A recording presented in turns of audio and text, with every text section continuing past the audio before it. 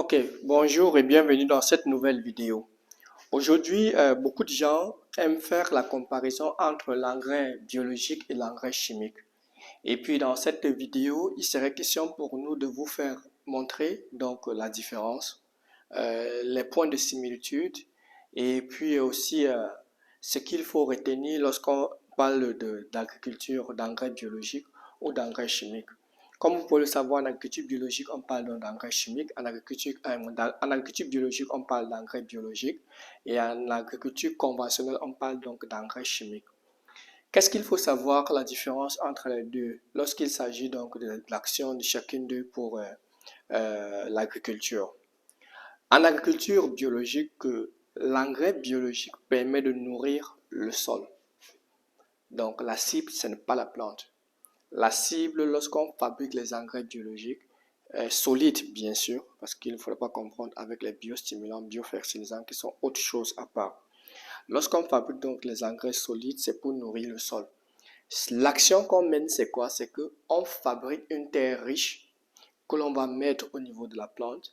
Et la plante, une fois donc sur cette terre, va prélever ce qu'elle a besoin. Donc l'action des engrais biologiques, c'est pas pour fertiliser la plante, c'est pour nourrir le sol, apporter une terre riche. Et c'est en retour que la plante, sur cette terre riche, va prendre les éléments dont elle a besoin. Pourtant, lorsqu'on parle donc de l'agriculture chimique, là, on est en train de nourrir directement la plante. C'est comme si on est en train donc de pouvoir faire une piqûre directe à la plante. On nourrit, on pousse directement et là, on nourrit. La nutrition donc se passe au niveau des racines où les racines donc vont prendre des éléments qu'ils ont besoin pour pouvoir donc se développer. Et puis maintenant, l'autre chose qu'on pourra donc faire au niveau de l'agriculture biologique, c'est quoi? C'est que le deuxième élément qu'il faudrait prendre en compte, c'est lorsqu'on parle de la composition donc de l'agriculture conventionnelle. Ce qui fait à ce qu'au niveau de l'agriculture conventionnelle, ce que nous savons au niveau de l'agriculture chimique, c'est elle est constituée uniquement des minéraux N, P et K. Ce qui fait donc là, c'est qu'en agriculture biologique, lorsqu'on parle donc des minéraux, c'est N, c'est P et c'est K. En agriculture conventionnelle, donc ce n'est que ces minéraux-là on apporte aux plantes. Donc, ce sont des engrais chimiques. Et pourtant, lorsqu'on parle d'agriculture biologique, qu'est-ce qu'on apporte aux plantes? L'ensemble, minéraux plus matière organique plus micro-organismes qu'on n'apporte pas à la plante mais au niveau du sol. Donc lorsqu'on fabrique notre engrais serait constitué donc de la matière organique, des minéraux et des micro-organismes qui vont permettre donc de nourrir le sol, qui le sol en retour va pouvoir permettre donc à ce que la plante puisse se développer. Donc il faut savoir que dans l'agriculture biologique, les minéraux sont une des composantes de l'agriculture et lors de nos formations gratuites ou payantes, on explique un peu les quantités de minéraux qu'on apporte pour une bonne fertilisation. Ici, l'objectif de la vidéo n'est pas de revenir sur ça, mais c'est de vous expliquer ce que c'est concrètement. Lorsqu'on prend donc l'agriculture biologique, ce qu'il faut savoir en agriculture biologique, c'est que l'application des engrais permet de maintenir la fertilité du sol. Donc, à chaque fois, en apportant des engrais organiques, on va maintenir le niveau de fertilité.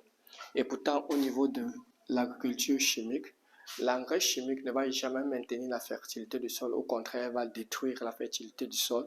Et lorsqu'on veut utiliser les engrais chimiques, elles sont dangereuses pour les matières organiques parce qu'elles dénaturent la matière organique par sa composition saline et dosée. Donc, ce qui fait ce que les engrais chimiques donc, détruisent le sol et en retour sur le temps, alors que l'engrais biologique permet de maintenir la fertilité du sol, restaurer d'une certaine manière et fertiliser aussi. À la fin, les engrais biologiques permettent d'avoir les plantes saines, alors qu'à la fin, ici là, on a donc les plantes malades qui sont attaquées. L'autre chose que j'aimerais aussi faire la comparaison, c'est que généralement, il ne faudrait pas faire l'erreur de pouvoir, lorsque vous voulez comparer les deux, de pouvoir comparer la composition donc des différentes quantités d'engrais chimiques. Je prends un exemple simple. On peut pouvoir fertiliser un champ de 2500 mètres carrés ou bien de demi-hectare. On utilise juste 50 kg d'engrais chimiques.